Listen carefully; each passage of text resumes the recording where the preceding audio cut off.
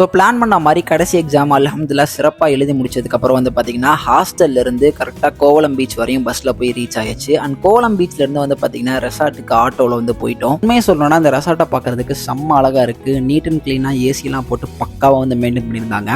உள்ளுக்குள்ளே போனோடனே ஃபஸ்ட்டு வந்துட்டு மக்ரிப் அண்ட் இஷா வந்து பார்த்தீங்கன்னா ஜமாத்தா தொழுது முடிச்சிட்டோம். அதுக்கப்புறம் இந்த ரெசார்ட்டுக்கு பின்னாடி இருக்க இந்த ஸ்விம்மிங் பூலில் வந்து பார்த்தீங்கன்னா என் ஃப்ரெண்ட்ஸோடு சேர்ந்து செம்ம சேஃபாக அண்ட் ஃபன்னாக வந்து பார்த்தீங்கன்னா குளிச்சு என்ஜாய் பண்ணிட்டு இருந்தோம். அண்ட் அதுக்கப்புறம் வந்து பார்த்தீங்கன்னா என்னோட ஃப்ரெண்டோட வீட்டில் தான் இந்த பிரியாணி வந்து ஏற்பாடு பண்ணியிருந்தாங்க.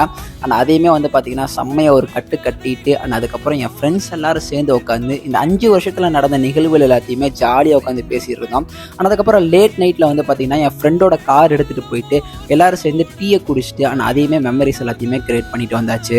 நைட்டு தூங்கிட்டு மறுநாள் காலைல ஃபஜ்ர் தொழுது முடிச்சதுக்கப்புறம் சன்ரைஸ் பார்க்கறதுக்காக ரெசார்ட்டுக்கு பின்னாடி இருக்க பீச்சுக்கு வந்து வந்தாச்சு. உண்மையிலுமே சூப்பராக இருந்துச்சு. என் லைஃப்லேயே வந்து பார்த்தீங்கன்னா நான் பார்த்த பெஸ்ட் சன்ரைஸ்னால் கண்டிப்பாக நான் இதை தான் வந்து சொல்லுவேன். ஆனால் அதுக்கப்புறம் என்னோட இன்னொரு ஃப்ரெண்டு வீட்டில் தான் வந்து பார்த்தீங்கன்னா இந்த பன் பட்டர் ஜாம் வந்து ஏற்பாடு பண்ணியிருந்தாங்க. எல்லாருமே சேர்ந்து அதையுமே ட்ரை பண்ணி பார்த்ததுக்கப்புறம் காலையில் ரெசார்ட்டோட வியூ எப்படி இருக்குது அப்படின்னு சொல்லிட்டு அதையுமே வந்து சுற்றி பார்த்துட்டு அதுக்கப்புறம் கொஞ்சம் நேரம் தூங்கிட்டு அதுக்கப்புறம் வந்து பார்த்தீங்கன்னா எந்திரிச்சு எல்லாரும் திரும்பவும் ஒருக்கா ஸ்விம்மிங் பூலில் பக்காவாக ஃபன் பண்ணிட்டு இந்த ரெசார்ட்டை விட்டு வெளியே வந்தாச்சு. உண்மையாலுமே இது லைஃப்பில் மறக்க முடியாத ஒரு நாள். ஸோ அதனால தான் வந்து பார்த்தீங்கன்னா இது ஒரு மினி விளாக் நான் வந்து வீடியோ போஸ்ட் பண்ணுறேன். உங்கள் லைஃப்லேயே கண்டிப்பாக இந்த மாதிரி ஒரு நடந்துருந்துச்சு அப்படின்னா மறக்காமல் கமெண்ட் செக்ஷனில் ஷேர் பண்ணிவிட்டு போயிருங்க. மோர் தென் இந்த மாதிரி ரெலவெண்ட்டான கண்டென்ட் தெரிஞ்சுக்கிறதுக்கு நம்ம பேஜை ஃபாலோ பண்ணிக்கோங்க.